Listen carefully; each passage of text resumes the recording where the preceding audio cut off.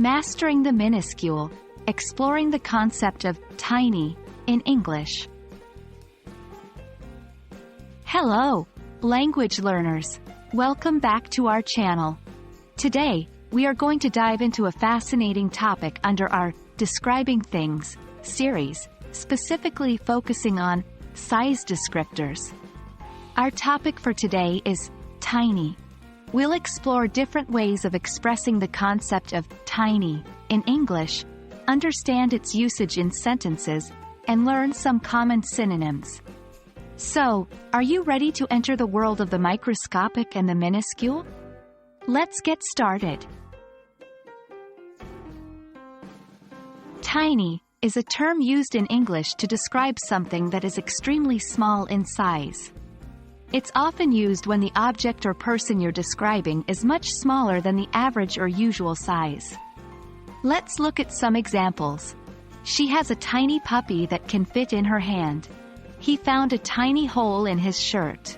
In these sentences, tiny is used to emphasize the smallness of the puppy and the hole.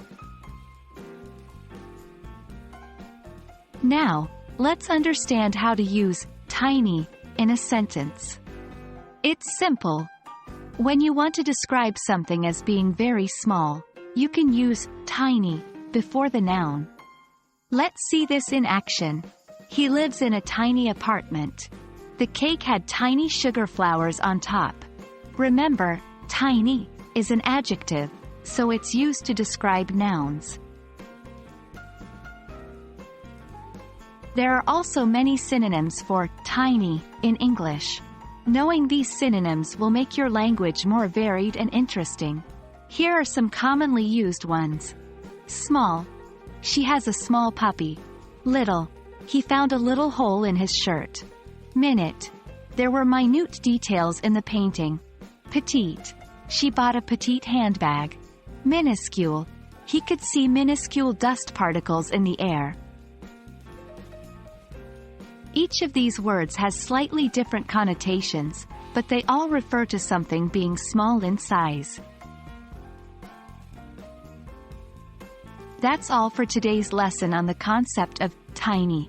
The world of English is full of different ways to express size, and understanding how to use tiny and its synonyms can add depth to your descriptions. Practice using these words in your everyday conversations. Remember, practice makes perfect. We hope this video has been helpful. Happy learning and see you in our next video.